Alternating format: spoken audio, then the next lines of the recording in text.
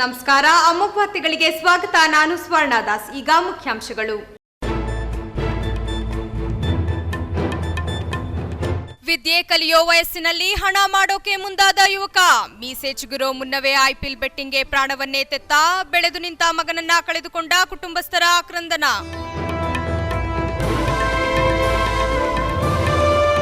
IT ದಾಳಿ ಮೂಲಕ BJP ಮುಖಂಡರು ಸರ್ಕಾರಿ ಯಂತ್ರವನ್ನ ದುರುಪಯೋಗ ಮಾಡಿಕೊಂಡಿದ್ದಾರೆ. ನಮ್ಮ ಬೆಂಗಾವಲು ವಾಹನಕ್ಕೆ ಹಣವಿಟ್ಟು ಸುಳ್ಳು ಕೇಸ್ ದಾಖಲಿಸಿದ್ದಾರೆ. ಹಾಸನ, ಮಂಡ್ಯ, ತುಮಕೂರು ಗೆಲುವು ನಿಶ್ಚಿತ ಎಂದು ಭವಿಷ್ಯ ನುಡಿದ ಸಚಿವ ಎಚ್.ಡಿ. ರೇವಣ್ಣ.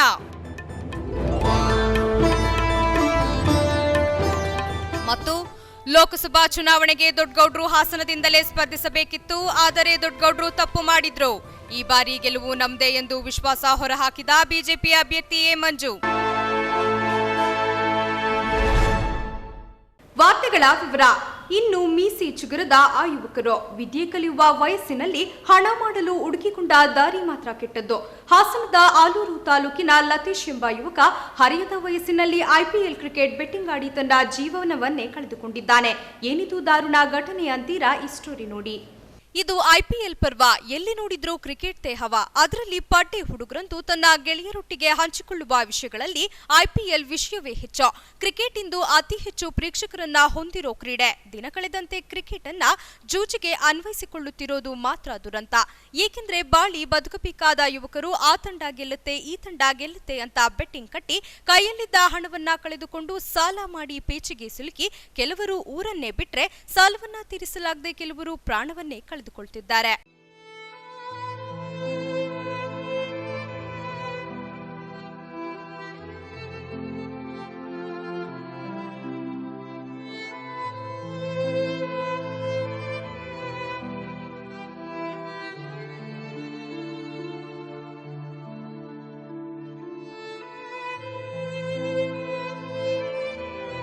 ಹೌದು, ಹಾಸನ ಜಿಲ್ಲೆ ಆಲೂರು ತಾಲೂಕಿನ ಬದುಕುರಹಳ್ಳಿ ಗ್ರಾಮದ ಲತೀಶ್ ಕುಮಾರ್ ಎಂಬ ಯುವಕ ಹಾಸನದ ರಾಜೀವ್ ಕಾಲೇಜಿನಲ್ಲಿ ಡಿಪ್ಲೊಮಾ ವ್ಯಾಸಂಗ ಮಾಡುತ್ತಿದ್ದ. ಜೊತೆಗಾರರ ಸಹವಾಸದಿಂದ ಐಪಿಎಲ್ ಕ್ರಿಕೆಟ್ ಬೆಟ್ಟಿಂಗ್ ಆಡಿ ಸೋಲು ಅನುಭವಿಸಿದ್ದಾನೆ. ಬೆಟ್ಟಿಂಗ್ನಲ್ಲಿ ಸೋತು ಎದುರಾಳಿಗೆ ಹಣ ನೀಡದಿದ್ದಾಗ ಹಣ ನೀಡುವಂತೆ ಪೀಡಿಸಿದ್ದಾರೆ. ಇದಕ್ಕೆ ಹೆದರಿ ಲತೀಶ್ ತನ್ನ ಮನೆಯವರಿಗೂ ವಿಷಯ ತಿಳಿಸದೆ ಬುಧವಾರ ಸಂಜೆ ವಿಷ ಸೇವಿಸಿ ಆತ್ಮಹತ್ಯೆಗೆ ಯತ್ನಿಸಿದ್ದ. ತೀವ್ರ ಅಸ್ವಸ್ಥಗೊಂಡಿದ್ದ ಆತನನ್ನ ಹಾಸನದ ಖಾಸಗಿ ಆಸ್ಪತ್ರೆಗೆ ಚಿಕಿತ್ಸೆಗೆಂದು ಸೇರಿಸಲಾಗಿತ್ತು. ಆದರೆ ಚಿಕಿತ್ಸೆ ಫಲಕಾರಿಯಾಗದೆ ಲತೀಶ್ ಕೊನೆಯುಸಿರೆಳೆದಿದ್ದಾನೆ. ಅಮಾಯಕ ವಿದ್ಯಾರ್ಥಿ ಜೀವವನ್ನು ಬಲಿ ತೆಗೆದುಕೊಂಡಿದ್ದಾನೆ. ಆಕಸ್ಮಿಕವಾಗಿ ಈ ಬೆಟ್ಟಿಂಗ್ ಜೂಜಾಟದ ಹುಚ್ಚಿನ ಹಿನ್ನೆಲೆಯಲ್ಲಿ ಕ್ರಿಕೆಟ್ ಬೆಟ್ಟಿಂಗ್, ಈಗ IPL ಮ್ಯಾಚ್ಗಳು ನಡೀತಾ ಇರ್ತಕ್ಕಂಥ ಒಂದು ಸಂದರ್ಭದಲ್ಲಿ ಬೆಟ್ಟಿಂಗ್ನ ಮಾಡೋದಕ್ಕೆ ಹೋಗಿ ತನ್ನ ಸಹಪಾಠಿ ಜೊತೆ ಇತರರ ಹುಡುಗರ ಜೊತೆ ಸೇರಿ ದುಡ್ಡು ಹಣವನ್ನು ಕಳೆದುಕೊಂಡು ಆ ಹಿಂಸೆಯನ್ನು ತಡೆಯಲಾರದೆ ಹಣವನ್ನು ವಾಪಸ್ ಕೊಡುವಂತ ಹೇಳಿ ಅವರು ಬಹಳಷ್ಟು ಅವನಿಗೆ ಟಾರ್ಚರ್ ಕೊಟ್ಟಿರ್ತಕ್ಕಂಥ ಒಂದು ಹಿನ್ನೆಲೆಯಲ್ಲಿ ಅವನು ಹಣವನ್ನು ಹೊಂದಿಸೋದಕ್ಕೆ ಸಾಧ್ಯವಾಗದೆ ಮನೆಯಲ್ಲಿ ಹೇಳಿದರೆ ಬೈತಾರೆ ಅಂತಕ್ಕಂಥ ಒಂದು ಭಯದ ಹಿನ್ನೆಲೆಯಲ್ಲಿ ಆತ್ಮಹತ್ಯೆ ಮಾಡಿಕೊಂಡಿದ್ದಾನೆ. ಇದು ಬಹಳ ದುರಂತದ ಆಗಬಾರ್ದಂತಹ ಒಂದು ಆಕಸ್ಮಿಕ ಸನ್ನಿವೇಶಗಳು. ಭಾಳಷ್ಟು ಜನ ಹುಡುಗರು ಈ ರೀತಿಯ ಜೂಜಾಟದ, ಅದರಲ್ಲೂ ಕ್ರಿಕೆಟ್ ಬೆಟ್ಟಿಂಗ್ನಲ್ಲಿ ಇನ್ವಾಲ್ವ್ ಆಗ್ತಾ ಇರ್ತಕ್ಕಂಥ ಈ ಒಂದು ಸಮಾಜದಲ್ಲಿ ಇದು ಒಂದು ದೊಡ್ಡ ಪೀಡೆಯಾಗಿ ಬೆಳೀತಾ ಇರ್ತಕ್ಕಂತಹ ಒಂದು ಪ್ರವೃತ್ತಿ. ಈ ಪ್ರವೃತ್ತಿಯನ್ನು ಬಲಿ ಹಾಕಬೇಕಾಗಿದೆ. ಹಿಂದೆ ಕೂಡ ಒಂದು ಸಂದರ್ಭದಲ್ಲಿ ಇದು ಹೆಚ್ಚಿತ್ತು, ಹಾವಳಿ ಹಾಸನದಲ್ಲಿ. ಆಗಿನ ಸಂದರ್ಭದಲ್ಲಿ ನನಗೂ ನೆನಪಿದೆ, ಚನ್ನಣ್ಣವರು SP ಆಗಿದ್ದಂತಹ ಸಂದರ್ಭದಲ್ಲಿ ಇದರ ಬಗ್ಗೆ ಬಹಳ ತೀವ್ರತರದ ಕ್ರಮ ತೆಗೆದುಕೊಂಡು ಅದನ್ನು ಕಡಿಮೆ ಮಾಡುವ ನಿಟ್ಟಿನಲ್ಲಿ ಅವರು ಯಶಸ್ವಿಯಾಗಿದ್ದರು. ಈಗಲೂ ಕೂಡ ನಾನು ಮನವಿ ಮಾಡಿಕೊಳ್ಳೋದಂದರೆ, ಭಾಳಷ್ಟು ಕುಟುಂಬಗಳು ನಿರ್ನಾಮ ಆಗಿ ಹೋಗ್ತವೆ. ಭಾಳಷ್ಟು ಪಾಲನೆ ಪೋಷಣೆ ಮಾಡಿ ಬೆಳೆಸಿದಂತಹ ವಯಸ್ಸಿಗೆ ಬಂದಂತಹ ಮಕ್ಕಳು ಈ ರೀತಿಯ ಒಂದು ಜೂಜಿನ ಒಂದು ಹವ್ಯಾಸಕ್ಕೆ ಬಿದ್ದು ಅವರು ಈ ಒಂದು ಹಣವನ್ನು ಕಳೆದುಕೊಂಡು ನಂತರ ಕುಟುಂಬಕ್ಕೆ ಒಂದು ದೊಡ್ಡ ಸಂಕಟವನ್ನು ತರ್ತಾ ಇರ್ತಕ್ಕಂತಹ ಲಕ್ಷಣಗಳನ್ನು ನೋಡಿದರೆ. ಇನ್ನು ಲತೀಶ್ ಮನೆಯವರು ಹೇಳುವ ಪ್ರಕಾರ ಆತನ ಸಹಪಾಠಿಗಳಾದ ಅನಿಲ್ ಗೌಡ, ಗಣೇಶ್, ಜಾಲೇಂದ್ರ ಎಂಬುವವರ ಕಿರುಕುಳದಿಂದ ಆತ್ಮಹತ್ಯೆ ಮಾಡಿಕೊಂಡಿದ್ದಾನೆ. 30,000 ಹಣ ನೀಡಬೇಕು, ಇಲ್ಲವಾದರೆ ನಿಮ್ಮ ಮನೆ ಬಳಿ ಬಂದು ಗಲಾಟೆ ಮಾಡುತ್ತೇವೆಂದು ಹೆದರಿಸಿದ್ದಾರೆ. ಈ ಕಾರಣದಿಂದ ಲತೀಶ್ ಮನೆಯವರಿಗೆ ನಾನು ಬೆಟ್ಟಿಂಗ್ ಆಡುವುದು ತಿಳಿದು ನನ್ನ ಮೇಲೆ ವಿಶ್ವಾಸ ಕಳೆದುಕೊಳ್ಳುತ್ತಾರೆ ಎಂಬ ಭೀತಿಯಿಂದ ತನ್ನ ಗ್ರಾಮದಲ್ಲಿ ವಿಷ ಸೇವಿಸಿದ್ದು ಲತೀಶ್ನನ್ನ ಕೂಡಲೇ ಆಸ್ಪತ್ರೆಗೆ ಸೇರಿಸಿದ್ರು. ಚಿಕಿತ್ಸೆ ಫಲಕಾರಿಯಾಗದೆ ಮೃತಪಟ್ಟಿದ್ದಾನೆ. ಮಗನನ್ನ ಕಳೆದುಕೊಂಡ ಪೋಷಕರ ಆಕ್ರಂದ ಆಕ್ರಂದನ ಮುಗಿಲು ಮುಟ್ಟಿದ್ದು ಇಂತಹ ಕೆಟ್ಟ ಕೆಲಸಕ್ಕೆ ಯಾವೊಬ್ಬ ಯುವಕರು ಕೈ ಹಾಕಬೇಡಿ ಎಂದು ಮನವಿ ಮಾಡಿದ್ದಾರೆ. ಓದ್ತಾ ಇದ್ರು, ಅವ್ರದ್ದು ಕಂಪ್ಲೀಟ್ ಆಗಿತ್ತು, ಮನೆಯಲ್ಲಿದ್ದಾಗ ಇವರು IPL ಬೆಟ್ಟಿಂಗ್ ಆಡಿ ಟಾರ್ಚರ್ ಕೊಡ್ತಾಯಿದ್ರು ಅಂತ ಹೇಳಿ ಫೋನ್ ಮಾಡಿ ಮನೆ ಹತ್ರ ಬಂದು ಮಾರಾಮಾರಿಯನ್ನು ಮಾಡಿದ್ದಾರೆ. ಹುಡ್ಲುಗಳು ಬಂದು, ಕಾಲೇಜ್ ಹುಡ್ಲುಗಳು, ಅದೇ ಅವ್ರ ಫ್ರೆಂಡು ಯಾರು ಬೆಟ್ಟಿಂಗ್ ಕಟ್ಟಿದ್ರಲ್ಲ ಅವರು, ಆಗ ಮಾಡಿರೋದ್ರಿಂದ ಇವನು ಆ ಟಾರ್ಚರ್ ತಡೆದಾರದಲ್ಲೇ ಇವ್ರ ಮನೆಯವರಿಗೆ ಯಾರಿಗೂ ಹೇಳ್ಕೊಂಡಿಲ್ಲ. ಇವನಾಗೆ ಹೋಗಿ ವಿಷಯ ತಗೊಂಡು ಬಂದು ಈ ಥರ ಟಾರ್ಚರ್ ಕೊಡ್ತಿದ್ದಾರೆ. ಮನೆಯವರಿಗೂ ಹೇಳಿಲ್ಲ ಅವನು. ಅಣ್ಣಯ್ಯ ಈ ಥರ ನಮಗೆ ಫೋನ್ ಮಾಡ್ದ, ಅಣ್ಣಯ್ಯ ಈ ಥರ ಟಾರ್ಚರ್ ಕೊಡ್ತಾಯಿದ್ದಾರೆ, ನಿಮ್ಮ ಮನೆಗೆ ಬರ್ತೀನಿ, ಕಾಲೇಜಿಗೆ ಹೋಗ್ತೀನಿ, ಅಲ್ಲಿಂದಲೇ ಸರಿ ಆಯ್ತು ಬಾರಪ್ಪ. ಇವನು ಈ ಥರ ಬೆಟ್ಟಿಂಗ್ ಆಡಿ ಈ ಥರ ಸೋತಿದ್ದೀನಿ, ನಾನು ದುಡ್ಡು ಕೊಡಬೇಕು, ಅವರಿಗೆ 50,000 ಕೊಡಬೇಕು, ಇವ್ರಿಗೆ ಇಷ್ಟು ಕೊಡಬೇಕು ಅಂತ ಏನು ಹೇಳಿಲ್ಲ. ಬೆಟ್ಟಿಂಗ್ ಆಡಿರೋದು ಮನೆಯವರಿಗೆ ಯಾರಿಗೂ ವಿಷಯ ತಿಳಿಸಿಲ್ಲ. ಇದ್ದಕ್ಕಿದ್ದಂಗೆ ಈ ಥರ ಎಷ್ಟು ಒಂದು 50,000-60,000 ರೂಪಾಯಿನ ಕೊಡಬೇಕು ಅಂತ ಅವನು ಹೇಳ್ತಿದ್ದಾನೆ. ನಮಗೆ ಅದು ಗೊತ್ತಿಲ್ಲ. ಪೊಲೀಸ್ ಸ್ಟೇಟ್ಮೆಂಟಲ್ಲಿ ಆ ಥರ ಹೇಳಿಕೆಯನ್ನು ಕೊಟ್ಟಿದ್ದಾನೆ. ಯಾರ ಸುನೀಲ್ ಮತ್ತು ಗಣೇಶ್ ಅಂತ ಅವರು ಹೆವಿ ಟಾರ್ಚರ್ ಕೊಡ್ತಾಯಿದ್ರು ಅಂತ ಹೇಳ್ಬಿಟ್ಟು ಇದು ಮಾಡಿದ್ದಾರೆ. ಜೆಡಿಎಸ್ ಮುಖಂಡರು ಮತ್ತು ಕಾರ್ಯಕರ್ತರ ಮೇಲೆ ನಿರಂತರ ಐಟಿ ದಾಳಿ ಮೂಲಕ ಬಿಜೆಪಿ ಮುಖಂಡರು ಸರ್ಕಾರಿ ಯಂತ್ರವನ್ನ ದುರುಪಯೋಗ ಮಾಡಿಕೊಂಡಿದ್ದಾರೆಂದು ಸಚಿವ ಎಚ್.ಡಿ. ರೇವಣ್ಣ ಆರೋಪಿಸಿದರು. ಪತ್ರಿಕಾಗೋಷ್ಠಿಯನ್ನುದ್ದೇಶಿಸಿ ಮಾತನಾಡಿದ ಅವರು, ನಮ್ಮ ಬೆಂಗಾವಲು ವಾಹನದಲ್ಲಿ ಹಣ ಸಿಕ್ಕ ವಿಷಯ ಐಟಿ ಸೃಷ್ಟಿ ಎಂದು ಆರೋಪಿಸಿದರಲ್ಲದೆ ಇಷ್ಟು ಕೀಳು ಮಟ್ಟಕ್ಕೆ ಐಟಿಯನ್ನ ಬಳಸಿಕೊಂಡಿದ್ದಾರೆಂದು ಆಕ್ರೋಶ ವ್ಯಕ್ತಪಡಿಸಿದರು. ನಮ್ಮ ಮೇಲೆ ಐಟಿ ಮೂಲಕ ರೇಡ್ ಮಾಡಿಸಿ ನಮ್ಮನ್ನ ಚುನಾವಣೆ ಪ್ರಚಾರಕ್ಕೆ ಇಳಿಯದಂತೆ ತಂತ್ರ ಎಣೆಯಲಾಗಿತ್ತು. ಇದರ ನಡುವೆಯೂ ಜಿಲ್ಲೆಯಲ್ಲಿ ಹೆಚ್ಚಿನ ಪ್ರಮಾಣದ ಮತದಾನ ಮಾಡಿದ ಜನತೆಗೆ ಧನ್ಯವಾದ ತಿಳಿಸುತ್ತೇನೆ. ಜಿಲ್ಲೆಯಲ್ಲಿ ಮೊದಲ ಬಾರಿಗೆ ಯಾವುದೇ ಅಹಿತಕರ ಘಟನೆ ನಡೆಯದೆ ಶಾಂತಿಯುತ ಮತದಾನ ಆಗಿದೆ. ಐಟಿ ದಾಳಿ ಮಾಡಿ ಅಕ್ರಮ ಇದ್ರೆ ಸೀಸ್ ಮಾಡಲಿ ಎಂದು ಸವಾಲು ಹಾಕಿದ ರೇವಣ್ಣ, ಜಿಲ್ಲೆಯ 8 ವಿಧಾನಸಭಾ ಕ್ಷೇತ್ರಗಳಲ್ಲಿ ನಮಗೆ ಹೆಚ್ಚಿನ ಮತ ಬರಲಿದ್ದು ತಮ್ಮ ಪುತ್ರ ಪ್ರಜ್ವಲ್ ಗೆಲುವು ಸಾಧಿಸಲಿದ್ದಾರೆ. ಮಂಡ್ಯ, ಹಾಸನ, ತುಮಕೂರು 3 ಫಲಿತಾಂಶ ಜೆಡಿಎಸ್ ಪರವಾಗಲಿದೆ ಎಂದ ಅವರು, ದೇವೇಗೌಡರು ಮತ್ತೆ ಪಾರ್ಲಿಮೆಂಟ್ಗೆ ಹೋಗಿ ರೈತರ ಪರವಾಗಿ ಹೋರಾಟ ಮಾಡಲಿದ್ದಾರೆ. ನಾನು ಯಾವ ಶಾಸ್ತ್ರ ಹೇಳಿದ್ರೂ ಅದು ಸರಿಯಾಗುತ್ತೆ, ಯಾರು ಏನೇ ಹೇಳಿದ್ರೂ ಪ್ರಜ್ವಲ್ ನಿಖಿಲ್ ಗೆಲ್ಲುತ್ತಾರೆ. ಮತ್ತೊಮ್ಮೆ ಪ್ರಧಾನಿ ನರೇಂದ್ರ ಮೋದಿ ಅಧಿಕಾರಕ್ಕೆ ಬರೋದು ಕಷ್ಟ ಎಂದು ಭವಿಷ್ಯ ನುಡಿದರು. ಯಾವುದೇ ಥರ ಇದ್ದಿಲ್ದಂಗೆ ಶಾಂತ ರೀತಿಯಿಂದ ಜಿಲ್ಲೆಯಲ್ಲಿ ಫಸ್ಟ್ ಟೈಮ್ ಎಲೆಕ್ಷನ್ ಯಾವುದು ಈ ಥರ ಹೋದ ಸಾರಿ ತಾವು ನೋಡಿದ್ರಲ್ಲ ಪರಿಸ್ಥಿತಿ ಏನಿತ್ತು ಅನ್ನೋದೆಲ್ಲ ಅಷ್ಟೇ ಶಾಂತಿಯಿಂದ ಪೊಲೀಸ್ ಇಲಾಖೆಯವರು ಬಂದೋಬಸ್ತ ಮಾಡಿದ್ರು ಅಂತ ಕಾಣ್ತದೆ. ಎಲ್ಲ ಜಿಲ್ಲಾಡಳಿತ ಪೊಲೀಸು ಶಾಂತ ರೀತಿಯಿಂದ ಮತದಾನ ಆಗಿದೆ. ಅದಕ್ಕೆ ಕೃತಜ್ಞತೆ ಸಲ್ಲಿಸ್ತಾ ಇದ್ದೀವಿ. ಮತ್ತು ಇನ್ನೊಂದು ಘಟನೆಯೂ ಹೇಳ್ತೀನಿ, ಯಾವ ರೀತಿ ನಡೀತು ಅನ್ನೋ ಚುನಾವಣೆಯಲ್ಲಿ. ಏಕೆಂದರೆ BJPಯ ಮುಖಂಡರುಗಳು ಒಂದು ಸರ್ಕಾರದ ಯಂತ್ರನ ಯಾವ ರೀತಿ ದುರುಪಯೋಗ ಪಡಿಸ್ಕೊತಾ ಇದ್ದಾರೆ ಅಂದರೆ, ಅದಕ್ಕೆ ಉದಾಹರಣೆಗೆ ನಮ್ಮ ಎಸ್ಕಾರ್ಟ್ ನನ್ನ ಕತೆ ಕೇಳಿಬಿಟ್ರೆ ನೀವು, ಸರ್ ನಮ್ಮ ಹುಡುಗ ಒಬ್ಬವನಲ್ಲ ಅವಂತ ನಮ್ಮ ಥಿಯೇಟ್ರದು 5 ರೂಮ್ ಮೇಲೆ ಮಾಡಿ ಮೇಲೆ ಫಸ್ಟ್ ಫ್ಲೋರಲ್ಲಿ ನಮ್ಮ ರಾಘು ಅವನಲ್ಲ ಸರ್, ನಮ್ಮ ರಾಘು ಅಂತ ಅವನು ಇಲ್ಲಿ ನಮ್ಮ ಮನೆಯಿಂದ ಹಂಗೆ ಕಾಂಪೌಂಡ್ನಾಗ ಆ ಕಡೆಗೆ ಹೋಗ್ತಾನೆ, ಮೇಲೆ ಥಿಯೇಟ್ರ್ ಒಳಗೆ ಮೇಲಿರೋದು. ಅವಂತ 60,000 ರೂಪಾಯಿ ಐತೆ. ಇನ್ನು 60,000 ರೂಪಾಯಿ ನಮ್ಮ ಥಿಯೇಟ್ರ್ ಹುಡುಗ ಅವತ್ತು ಕಲೆಕ್ಷನ್ ಆಗಿರ್ತದಲ್ಲ, ಅದ ಕಿತ್ಬಿಟ್ಟು ಗಿರಾಕಿಗಳು ಆ ಹುಡುಗನ ಈ ನೆಗದ ತಕ್ಷಣ ಕಾಂಪೌಂಡ್ ಇದ್ದ ತಕ್ಷಣ 3 ಜನ ಕುತ್ತಿಗೆ ಪಟ್ಟಿ ಹಿಡಿದು ಕರ್ಕೊಂಡೋಗಿ ಇವನು ಗಾಡಿಯಲ್ಲಿ ಇಟ್ಟುಬಿಟ್ಟು ಅವನದೊಂದು ಬ್ಯಾಗ್ ಐತೆ, ಬಟ್ಟೆ ಬ್ಯಾಗು ರಾಘವಂದು, ಗಾಡೀಲಿ ಇಟ್ಬಿಟ್ಟು ಫೋಟೋ ಹೊಡಿತಾರಲ್ಲ. ಇಷ್ಟೊಂದು ಕೀಳು ಮಟ್ಟಕ್ಕೆ ಏನ್ರಿ ಇದು? ಇವು ಯಾರು ಅವ್ರು ಹೇಳ್ತಾರೆ ಇನ್ಕಮ್ ಟ್ಯಾಕ್ಸ್ನವರು ಅಂತಾರೆ, ಇನ್ಕಮ್ ಟ್ಯಾಕ್ಸ್ ಕಂಪ್ಲೇಂಟ್ ಕೊಡ್ಬೇಕಲ್ವಾ?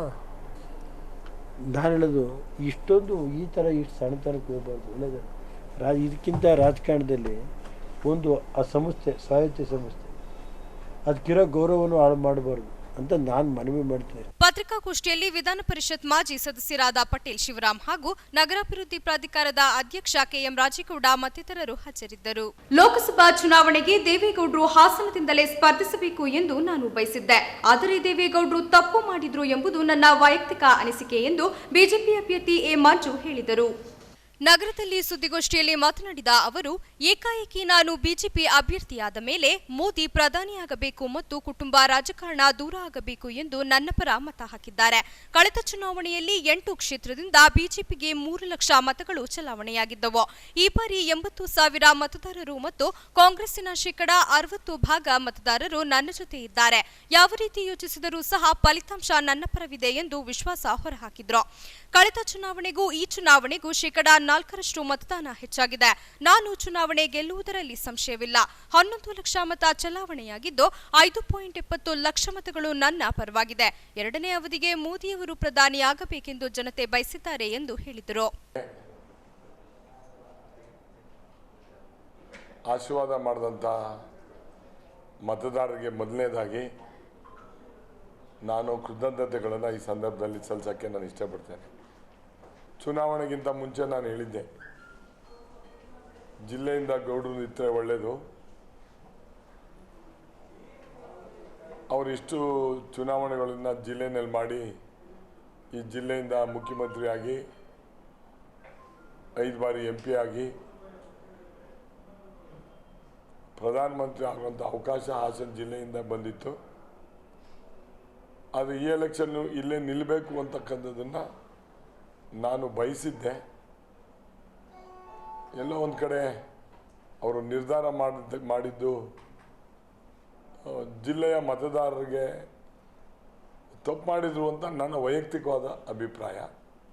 ಅವರು ಇಲ್ಲೇ ನಿಲ್ಲಬೇಕಾಯಿತು ಅನ್ನೋದು ನನ್ನ ವೈಯಕ್ತಿಕವಾದಂಥ ಆಸೆ ಅಂತಂದನ್ನು ಈ ಸಂದರ್ಭದಲ್ಲಿ ಹೇಳೋಕ್ಕೆ ನಾನು ಕಳೆದ ಅಸೆಂಬ್ಲಿ ಚುನಾವಣೆಯಲ್ಲಿ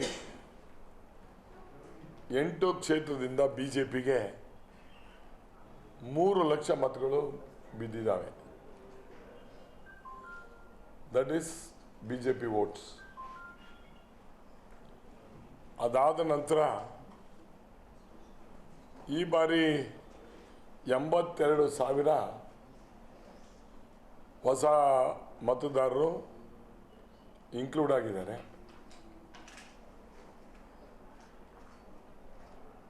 ಆಮೇಲೆ ಕಾಂಗ್ರೆಸ್ಸಿನ ಬಹುತೇಕ 65ರಿಂದ 70% ಮತದಾರರು ನನ್ನ ಜೊತೆ ಇದ್ದಾರೆ ಅಂತ ನಾನು ಭಾವಿಸಿದ್ದೀನಿ. ಅದು ನಿಜನೂ ಕೂಡ ಅಂತ ನನಗೆ 8 ತಾಲೂಕುಗಳ ಹೋದಾಗ ನನಗೆ ಅನ್ನಿಸ್ತಾ ಇದೆ. ನೀವು ಯಾವ ಥರ ಯೋಚನೆ ಮಾಡಿದರೂ ರಿಸಲ್ಟು ನನ್ನ ಪರ ಇರ್ತದೆ ಅಂತಕ್ಕಂಥದ್ದು ನನಗೆ ಕಾನ್ಫಿಡೆಂಟ್ ಇದೆ. ಶ್ರವಣಬೆಳಗೊಳ ವಿಧಾನಸಭಾ ಕ್ಷೇತ್ರದಲ್ಲಿ ನಡೆದ ಹಾಸನ ಲೋಕಸಭಾ ಚುನಾವಣೆಯು ಎಲ್ಲೆಡೆ ಅತ್ಯಂತ ಶಾಂತಿಯುತವಾಗಿ ನಡೆದಿದ್ದು, ಇದಕ್ಕೆ ಕಾರಣರಾದ ಕ್ಷೇತ್ರದ ಮತದಾರರು, ಕಾಂಗ್ರೆಸ್ ಮತ್ತು ಜೆಡಿಎಸ್ ಕಾರ್ಯಕರ್ತರಿಗೆ ಶಾಸಕ CN ಬಾಲಕೃಷ್ಣ ಅಭಿನಂದನೆ ಸಲ್ಲಿಸಿದರು. ಚನ್ನರಾಯಪಟ್ಟಣ ತಾಲೂಕಿನಲ್ಲಿ ಸುದ್ದಿಗಾರರೊಂದಿಗೆ ಮಾತನಾಡಿದ ಅವರು, ತಾಲೂಕಿನಲ್ಲಿ 1,50,996 ಮಂದಿ ತಮ್ಮ ಹಕ್ಕು ಚಲಾಯಿಸಿದ್ದು, ಶೇಕಡಾ 77ರಷ್ಟು ಮತದಾನ ನಡೆದಿದೆ. ಇದಕ್ಕೆ ಉಭಯ ಪಕ್ಷಗಳ ಮುಖಂಡರು ಮತ್ತು ಕಾರ್ಯಕರ್ತರಿಗೆ ಅಭಿನಂದನೆ ಸಲ್ಲಿಸುತ್ತಿರುವುದಾಗಿ ತಿಳಿಸಿದರು. ಜಿಲ್ಲೆಯಲ್ಲಿ ಆದ ಅಭಿವೃದ್ಧಿ ಕಾರ್ಯಗಳು ಮೈತ್ರಿ ಅಭ್ಯರ್ಥಿ ಗೆಲುವಿಗೆ ಕಾರಣವಾಗುತ್ತದೆ. 8 ಕ್ಷೇತ್ರಗಳಲ್ಲಿ ಪ್ರಜ್ವಲ್ಗೆ ಮುನ್ನಡೆ ದೊರೆಯಲಿದೆ ಎಂದ ಅವರು, ತಾಲೂಕಿನಲ್ಲಿ 600 ಕೋಟಿ ವೆಚ್ಚದಲ್ಲಿ ವಿವಿಧ ಕಾಮಗಾರಿಗಳು ನಡೆಯುತ್ತಿದ್ದು, ಇದರ ಫಲ ತಾಲೂಕಿನಲ್ಲಿ 1 ಲಕ್ಷಕ್ಕೂ ಹೆಚ್ಚು ಮತಗಳು ದೊರೆಯುವ ವಿಶ್ವಾಸ ವ್ಯಕ್ತಪಡಿಸಿದರು. ಹಿತಕರವಾದಂತಹ ಒಂದು ಘಟನೆಗಳು ನಡೆದಿಲ್ಲ. ಈ ಸಂದರ್ಭದಲ್ಲಿ ಕ್ಷೇತ್ರದ ಶಾಸಕನಾಗಿ ಶ್ರವಣಬೆಳಗೊಳ ವಿಧಾನಸಭಾ ಕ್ಷೇತ್ರದ ವ್ಯಾಪ್ತಿಯ ಎಲ್ಲ ಗೌರವಾನ್ವಿತ ಮತದಾರ ಬಂಧುಗಳಿಗೆ ಹೃದಯಪೂರ್ವಕವಾದಂಥ ಧನ್ಯವಾದಗಳನ್ನು ತಿಳಿಸಲಿಕ್ಕೆ ಬಯಸ್ತಾ ಇದ್ದೇನೆ. ಇವತ್ತು JDS ಕಾಂಗ್ರೆಸ್ ಮೈತ್ರಿ ಅಭ್ಯರ್ಥಿಯಾಗಿ ಶ್ರೀ ಪ್ರಜ್ವಲ್ ರೇವಣ್ಣ ಅವರು ಸ್ಪರ್ಧಿಸಿ ವ್ಯಾಪಕವಾದಂಥ ಪ್ರಚಾರವನ್ನು ಕೂಡ ಉತ್ತಮ ರೀತಿಯಿಂದ ಮಾಡಿ ಇವತ್ತು ಉತ್ತಮ ಜನಾದೇಶವನ್ನು ಪಡೆದಿದ್ದಾರೆ ಎಂಬತಕ್ಕಂಥ ಮಾತನ್ನು ವಿಶ್ವಾಸಪೂರ್ವಕವಾಗಿ ತಿಳಿಸಲಿಕ್ಕೆ ಬಯಸ್ತಾ ಇದ್ದಾರೆ. ಇವತ್ತು ನಮ್ಮ ತಾಲೂಕಿನಲ್ಲಿ ನಮ್ಮ JDS ಪಕ್ಷದ ಮುಖಂಡರು, ಜನಪ್ರತಿನಿಧಿಗಳು, ಕಾರ್ಯಕರ್ತ ಬಂಧುಗಳು ತುಂಬ ಜವಾಬ್ದಾರಿಯುತವಾಗಿ ಕರ್ತವ್ಯವನ್ನು ನಿರ್ವಹಿಸಿದ್ದಾರೆ. ಅದೇ ರೀತಿ ಈ ಸಂದರ್ಭ ಎಪಿಎಂಸಿ ನಿರ್ದೇಶಕ ಅನಿಲ್ ಕುಮಾರ್ ಹಾಜರಿದ್ದರು. ದೆಹಲಿಯ ಎಐಸಿಟಿಇ ಸಂಸ್ಥೆ ವತಿಯಿಂದ ಮಲೆನಾಡು ಕಾಲೇಜಿನಲ್ಲಿ ಎಸ್ಸಿ/ಎಸ್ಟಿ ಹಾಸ್ಟೆಲ್ ನಿರ್ಮಾಣಕ್ಕೆ 2 ಕೋಟಿ ಹಣ ಬಿಡುಗಡೆ ಮಾಡಿರುವುದು ವಿದ್ಯಾರ್ಥಿಗಳ ಕಲಿಕೆಗೆ ಪೂರಕ ವಾತಾವರಣ ನಿರ್ಮಿಸಲಿದೆ ಎಂದು ಮಲೆನಾಡು ತಾಂತ್ರಿಕ ಕಾಲೇಜಿನ ಪ್ರಾಂಶುಪಾಲ ಕೆಎಸ್ ಜಯಂತ್ ತಿಳಿಸಿದರು. ದೆಹಲಿಯ ಎಐಸಿಟಿಇ ಸಂಸ್ಥೆ ವತಿಯಿಂದ ಮಲೆನಾಡು ಕಾಲೇಜಿನಲ್ಲಿ ಎಸ್ಸಿ/ಎಸ್ಟಿ ಹಾಸ್ಟೆಲ್ ನಿರ್ಮಾಣಕ್ಕೆ 2 ಕೋಟಿ ಹಣ ಬಿಡುಗಡೆಯಾಗಿದ್ದು, ಈ ಹಿನ್ನೆಲೆಯಲ್ಲಿ ನಗರದ ಮಲೆನಾಡು ತಾಂತ್ರಿಕ ಕಾಲೇಜಿನ ಆವರಣದಲ್ಲಿ ನೂತನ ಹಾಸ್ಟೆಲ್ ನಿರ್ಮಾಣ ಕಾಮಗಾರಿಗೆ ಎಐಸಿಟಿಇಯ ದಿಲೀಪ್ ಎನ್ ಮಲ್ಕಡೆ ಶಂಕುಸ್ಥಾಪನೆ ನೆರವೇರಿಸಿದರು. ಈ ವೇಳೆ ಮಾತನಾಡಿ ಕಾಲೇಜಿನ ಪ್ರಾಂಶುಪಾಲ ಜಯಂತ್ ಅವರು, ಕರ್ನಾಟಕದಲ್ಲಿ ಈ ಬಾರಿ ನಮ್ಮ ಕಾಲೇಜಿಗೆ ಹಾಸ್ಟೆಲ್ ನಿರ್ಮಾಣಕ್ಕೆ 2 ಕೋಟಿ ಸಹಾಯಧನ ನೀಡಿದ್ದು, ಇದರಿಂದ ನಮ್ಮ ಕಾಲೇಜಿನ ಪರಿಶಿಷ್ಟ ಜಾತಿ ಮತ್ತು ಪರಿಶಿಷ್ಟ ಪಂಗಡದ ವಿದ್ಯಾರ್ಥಿಗಳಿಗೆ ಸಹಕಾರಿಯಾಗಲಿದ್ದು, ಕಾಲೇಜಿನ 600 ಎಸ್ಸಿ/ಎಸ್ಟಿ ವಿದ್ಯಾರ್ಥಿಗಳ ಪೈಕಿ 40% ವಿದ್ಯಾರ್ಥಿಗಳು ಹೊರ ಊರುಗಳಿಂದ ಬರುತ್ತಿದ್ದು, ಈ ಹಾಸ್ಟೆಲ್ ನಿರ್ಮಾಣವಾದರೆ ಅವರ ಶಿಕ್ಷಣ ಕಲಿಕೆಗೆ ಪೂರಕ ವಾತಾವರಣ ನಿರ್ಮಾಣವಾಗಲಿದೆ. ಸದ್ಯ ಹುಡುಗರ ಹಾಸ್ಟೆಲ್ ನಿರ್ಮಾಣ ಮಾಡಲಾಗುತ್ತಿದ್ದು, ಮುಂದಿನ ದಿನಗಳಲ್ಲಿ ಆದ್ಯತೆ ಮೇರೆಗೆ ಪ್ರತ್ಯೇಕ ಮಹಿಳಾ ಹಾಸ್ಟೆಲ್ ನಿರ್ಮಿಸಲಾಗುವುದು ಎಂದರು. ಅಖಿಲ ಭಾರತ ತಾಂತ್ರಿಕ ಶಿಕ್ಷಣ ಮಂಡಳಿ ಅಂತ, all India council for technical education ಅಂತ ಹೇಳ್ತಾರೆ. ಇದು ನಮ್ಮ ಎಲ್ಲ ಇಂಜಿನಿಯರಿಂಗ್ ಕಾಲೇಜ್ಗಳಿಗೆ ಮಾನ್ಯತೆ ನೀಡುವಂಥ ಒಂದು ಸಂಸ್ಥೆ. ಅಲ್ಲಿ ಈಗ ಮಾನ್ಯತೆ ನೀಡಿದ ಕಾಲೇಜ್ಗಳಿಗೆ ಅವರು ಕೆಲವು ಪರಿಶಿಷ್ಟ ಜಾತಿ ಮತ್ತು ಪರಿಶಿಷ್ಟ ಪಂಗಡದ ವಿದ್ಯಾರ್ಥಿಗಳಿಗೆ ಸಹಾಯಧನ ನೀಡುವುದು, ಅದರಲ್ಲೂ ಹಾಸ್ಟೆಲ್ಗಳನ್ನು ಕಟ್ಟಿಸ್ಕೊಡೋದ್ರ ಬಗ್ಗೆ ಅವರು ಒಂದು ಕಾರ್ಯಕ್ರಮ ಹಾಕ್ಕೊಂಡಿದ್ದಾರೆ. ಆ ಕಾರ್ಯಕ್ರಮದ ಅಡಿಯಲ್ಲಿ ಕರ್ನಾಟಕದಿಂದ ಈ ಬಾರಿ ನಮ್ಮ ಕಾಲೇಜಿಗೆ 2 ಕೋಟಿ ರೂಪಾಯಿಗಳ ಒಂದು ಹಣವನ್ನು ಸಹಾಯಧನವನ್ನಾಗಿ ನೀಡಿ ಈ ಎಸ್ಸಿ/ಎಸ್ಟಿ ಮತ್ತು ಜನಾಂಗದ ವಿದ್ಯಾರ್ಥಿಗಳಿಗೆ ಹಾಸ್ಟೆಲ್ ಕಟ್ಟಲಿಕ್ಕೆ ನಮಗೆ ಒಂದು ಅವಕಾಶ ಮಾಡಿಕೊಟ್ಟಿದ್ದಾರೆ. ಅದರ ಒಂದು ಭೂಮಿ ಪೂಜೆ ಕಾರ್ಯಕ್ರಮವನ್ನು ಇಂದು ನಾವು ಹಮ್ಮಿಕೊಂಡಿದ್ದು, ಅದಕ್ಕೆ ಎಐಸಿಟಿಯ ಚೇರ್ಮನ್ರವರ ರೆಪ್ರೆಸೆಂಟೇಟಿವ್ ಆಗಿ ಅಲ್ಲಿನ ಅಡ್ವೈಸರ್ ಆಗಿರ್ತಕ್ಕಂಥ ಡಾಕ್ಟರ್ ದಿಲೀಪ್ ಎಂ ಮಲ್ಕಾಡೆ ಅವರು ಈಗ ಡೆಲ್ಲಿಯಿಂದ ಆಗಮಿಸಿ ಈ ಒಂದು ಭೂಮಿ ಪೂಜೆಯನ್ನು ನೆರವೇರಿಸಲಿದ್ದಾರೆ. ಅವರ ಜೊತೆಯಲ್ಲಿ ಡಾಕ್ಟರ್ ಸಿದ್ಧಲಿಂಗ ಸ್ವಾಮಿ ಅಂತೇಳಿ ಇವರು ಸ್ವಯಂ ಕಾರ್ಯಕ್ರಮದ ನಿರೂಪಕರು ಮತ್ತು ನಿರ್ದೇಶಕರಾಗಿದ್ದಾರೆ. ಅವರು ಸಹ ಈ ಒಂದು ಕಾರ್ಯಕ್ರಮದಲ್ಲಿ ಆಗಮಿಸಿದ್ದು ನಮ್ಮ ಭೂಮಿ ಪೂಜೆಯನ್ನು ನೆರವೇರಿಸಿಕೊಡಲಿದ್ದಾರೆ. ನಮ್ಮ ಸಂಸ್ಥೆಯ ಅಧ್ಯಕ್ಷರು ಮತ್ತು ಕಾರ್ಯಕಾರಿ ಮಂಡಳಿಯ ಎಲ್ಲ ಸದಸ್ಯರುಗಳು, ಕಾರ್ಯದರ್ಶಿಯವರು ಮತ್ತು ಖಜಾಂಚಿಯವರು ಮತ್ತು ಎಲ್ಲ ವಿಭಾಗದ ಮುಖ್ಯಸ್ಥರು ಹಾಗೂ ವಿದ್ಯಾರ್ಥಿಗಳು ಎಲ್ಲರೂ ಈ ಕಾರ್ಯಕ್ರಮದಲ್ಲಿ ಭಾಗವಹಿಸಿ ಈ ಒಂದು ಭೂಮಿ ಪೂಜೆಯನ್ನು ನೆರವೇರಿಸಲಿದ್ದಾರೆ. ಈ ವೇಳೆ ಎಐಸಿಟಿಇ ನಿರ್ದೇಶಕ Siddalinga Swamy, regional officer doctor N Ramesh, ಕಾಲೇಜಿನ ಅಧ್ಯಕ್ಷರಾದ Ashok Haranahalli, Gurudev, RT Dyavegowda, Seshagiri, doctor Rajanna, doctor Krishnaiah ಹಾಗೂ ಇನ್ನಿತರರು ಹಾಜರಿದ್ದರು. ಇತ್ತೀಚಿನ ದಿನಗಳಲ್ಲಿ ಜಾಗತಿಕ ತಾಪಮಾನದಿಂದಾಗಿ ಅಂತರ್ಜಲ ಮಟ್ಟ ಕುಸಿಯುತ್ತಿದ್ದು, ಕುಡಿಯುವ ನೀರಿನ ವ್ಯವಸ್ಥೆ ಮತ್ತು ಪರಿಸರದಲ್ಲಿ ಮಹತ್ತರ ಬದಲಾವಣೆ ತರುವ ನಿಟ್ಟಿನಲ್ಲಿ ಏಪ್ರಿಲ್ 22ರ ವಿಶ್ವ ಭೂ ದಿನವನ್ನು ಜಿಲ್ಲಾಡಳಿತ ಮತ್ತು ವಿವಿಧ ಸಂಘಟನೆಗಳ ಸಂಯುಕ್ತಾಶ್ರಯದಲ್ಲಿ ಆಚರಿಸಲಾಗುವುದು ಎಂದು ಪ್ರಗತಿಪರ ಚಿಂತಕ ಆರ್ಪಿ ವೆಂಕಟೇಶ್ ಮೂರ್ತಿ ತಿಳಿಸಿದರು. ಪತ್ರಿಕಾಗೋಷ್ಠಿಯಲ್ಲಿಂದು ಮಾತನಾಡಿದ ಅವರು, ಜಿಲ್ಲೆಯಲ್ಲಿ ವಿಶ್ವ ಭೂ ದಿನ ಆಚರಿಸುವ ದಿನದಂದು ಪ್ರತಿಯೊಬ್ಬರು ತಮ್ಮ ಖಾಸಗಿ ವಾಹನಗಳನ್ನು ಬಳಸದೆ ಸಾರ್ವಜನಿಕ ವಾಹನಗಳನ್ನು ಬಳಸಬೇಕು. ಈ ಮೂಲಕ ಭೂ ದಿನವನ್ನು ವಿಶಿಷ್ಟವಾಗಿ ಆಚರಿಸಬೇಕೆಂದು ಮನವಿ ಮಾಡಿದ ಅವರು, ಪ್ರಸ್ತುತ ದಿನಗಳಲ್ಲಿ ಹೆಚ್ಚು ವಾಹನಗಳ ಓಡಾಟದಿಂದಾಗಿ ಹಾಗೂ ಕಾರ್ಖಾನೆಗಳಿಂದ ಬರುವ ಹೊಗೆಯಿಂದಾಗಿ ಹವಾಮಾನ ವೈಪರೀತ್ಯ ಉಂಟಾಗಿ ಸಾಕಷ್ಟು ತೊಂದರೆ ಅನುಭವಿಸುತ್ತಿದ್ದೇವೆ. ಆದ್ದರಿಂದ ಒಂದು ದಿನ ನಮ್ಮ ವಾಹನಗಳಿಗೆ ರಜೆ ಕೊಡೋಣ, ಜೀವನ ಪ್ರಭೇದವನ್ನ ರಕ್ಷಿಸೋಣ ಎಂಬ ಘೋಷವಾಕ್ಯದೊಂದಿಗೆ ಭೂ ದಿನ ಆಚರಿಸಲಾಗುತ್ತಿದ್ದು, ಅಂದು ಬೆಳಗ್ಗೆ 6 ಗಂಟೆಯಿಂದ ಸಂಜೆ 6 ಗಂಟೆಯವರೆಗೂ ಸೈಕಲ್ ಜಾಥಾವನ್ನ ಹಮ್ಮಿಕೊಳ್ಳಲಾಗುವುದೆಂದು ಹೇಳಿದರು. ರಜಾ ಕೊಡಬೇಕು ಅಂತೇಳಿ ಒಂದು ವಿನಂತಿ ಮಾಡ್ಕೊಳ್ತಾರೆ. ಏಕೆಂತಂದರೆ ಈ ಏನು ಜಾಗತಿಕ ತಾಪಮಾನದಲ್ಲಿ ಬಹಳ ದೊಡ್ಡ ಒಂದು ಕೊಡುಗೆ ಏನಿದೆ, ಅದು ಈ ಪಳೆಯುಳಿಕೆ ಇಂಧನಗಳ ಬಳಕೆಯಿಂದಾಗಿ ತಾಪಮಾನ ಹೆಚ್ಚಾಗ್ತಾ ಇದೆ ಅನ್ನುವಂಥದ್ದು ಎಲ್ಲ ವಿಜ್ಞಾನಿಗಳು ಹೇಳ್ತಾ ಇರುವಂಥ ವಿಚಾರ. ಅದು ಆ ದೃಷ್ಟಿಯಿಂದ ಈ ಇಂಧನ ಬಳಕೆಯನ್ನು ನಾವು ಕಡಿಮೆ ಮಾಡಲೇಬೇಕು ಅನ್ನುವಂಥ ಒಂದು ವಿಚಾರ ಈ ಒಂದು ವಿಶ್ವಸಂಸ್ಥೆಯಲ್ಲಿ ಕೂಡ 2015ರ ಪ್ಯಾರಿಸ್ ಒಪ್ಪಂದದಲ್ಲಿ ಕೂಡ ನಿರ್ಧಾರ ಆಗಿರುವಂಥ ವಿಚಾರ. ಇವತ್ತು ಈ ತಾಪಮಾನ ಏರಿಕೆ -1 ಹೆಚ್ಚಾಗಿದೆ. ಅದು 1 ಸೆಲ್ಸಿಯಸ್ ಜಾಸ್ತಿ ಆದರೆ ಅನೇಕ ಪ್ರಭೇದಗಳು ಇವತ್ತು ತಮ್ಮ ಅಸ್ತಿತ್ವವನ್ನು ಕಳ್ಕೊಳ್ಳುವಂಥ ಒಂದು ಅಪಾಯದ ಹಂತಕ್ಕೆ ಬಂದು ತಲುಪಿದೆ. ಇದು ಗಂಭೀರವಾದಂಥ ವಿಚಾರ.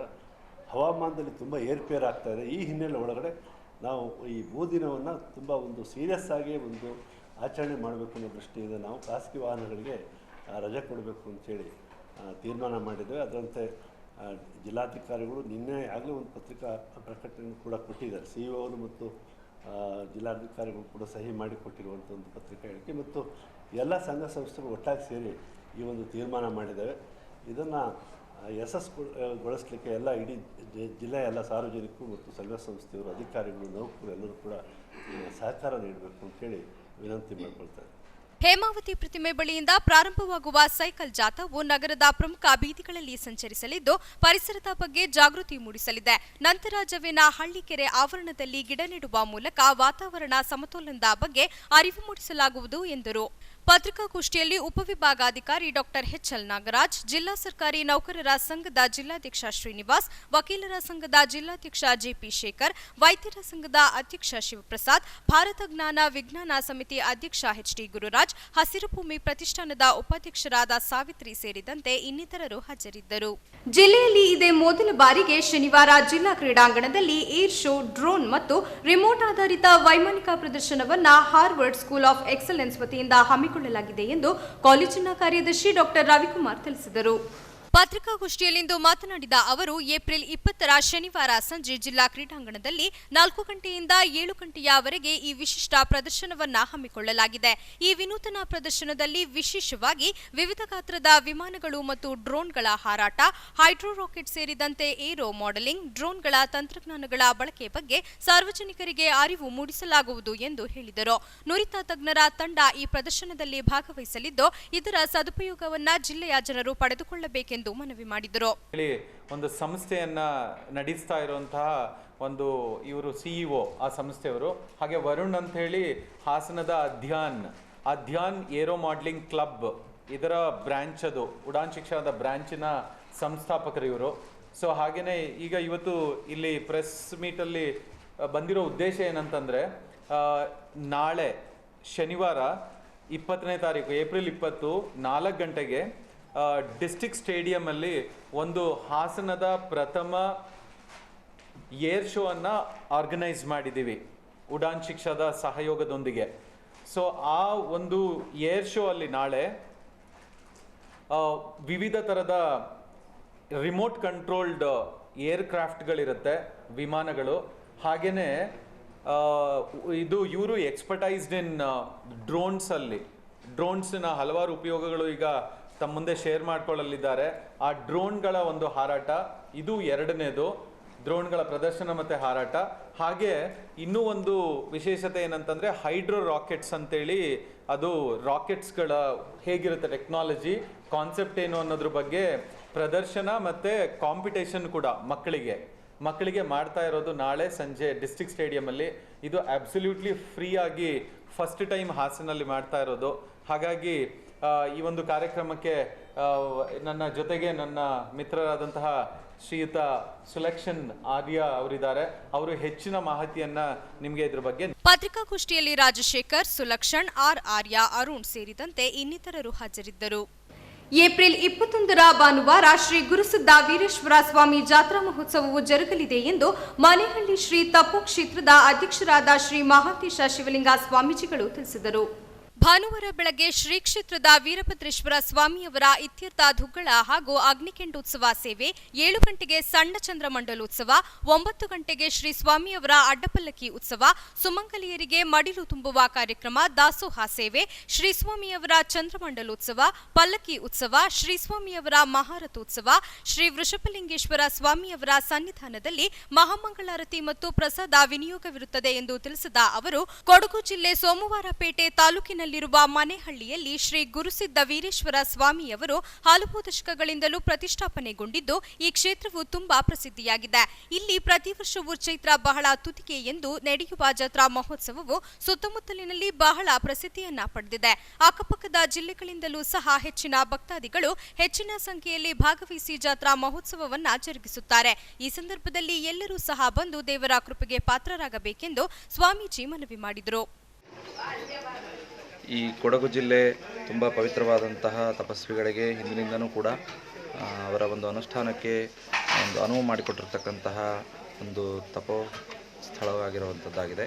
ಈ ಒಂದು ಕೊಡಗು ಜಿಲ್ಲೆಯಲ್ಲಿ ಸೋಮವಾರಪೇಟೆ ತಾಲೂಕು ಶನಿವಾರ ಸಂತೆ ಹೋಬಳಿ ಅಂಕನಹಳ್ಳಿ ಅಂಚೆಗೆ ಬರುವಂತಹ ಮನೆಹಳ್ಳಿ ಅನ್ನುವ ಗ್ರಾಮದಲ್ಲಿ ಶ್ರೀ ಗುರುಸಿದ್ಧ ವೀರೇಶ್ವರ ಸ್ವಾಮಿಯವರ ತಪೋಕ್ಷೇತ್ರ ಭಾಳ ಹಿಂದಿನಿಂದನೂ ಕೂಡ ತನ್ನ ಒಂದು ತಪಶಕ್ತಿಯ ಮೂಲಕ ಜಾಗೃತ ಸ್ಥಾನವಾಗಿ ಎಲ್ಲ ಭಕ್ತರನ್ನು ಬೆಳಗ್ತಾ ಇರುವಂತಹ ಕ್ಷೇತ್ರವಾಗಿದೆ.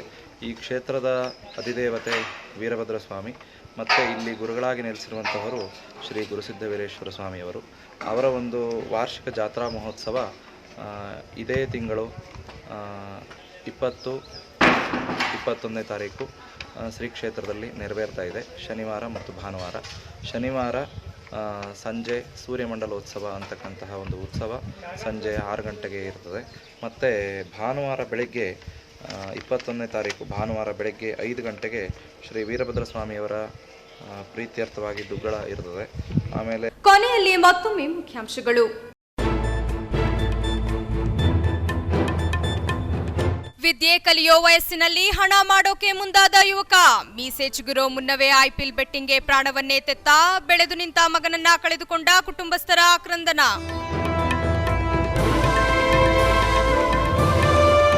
ಐಟಿ ದಾಳಿ ಮೂಲಕ ಬಿಜೆಪಿ ಮುಖಂಡರು ಸರ್ಕಾರಿ ಯಂತ್ರವನ್ನ ದುರುಪಯೋಗ ಮಾಡಿಕೊಂಡಿದ್ದಾರೆ. ನಮ್ಮ ಬೆಂಗಾವಲು ವಾಹನಕ್ಕೆ ಹಣವಿಟ್ಟು ಸುಳ್ಳು ಕೇಸ್ ದಾಖಲಿಸಿದ್ದಾರೆ. ಹಾಸನ, ಮಂಡ್ಯ, ತುಮಕೂರು ಗೆಲುವು ನಿಶ್ಚಿತ ಎಂದು ಭವಿಷ್ಯ ನುಡಿದ ಸಚಿವ ಎಚ್.ಡಿ. ರೇವಣ್ಣ.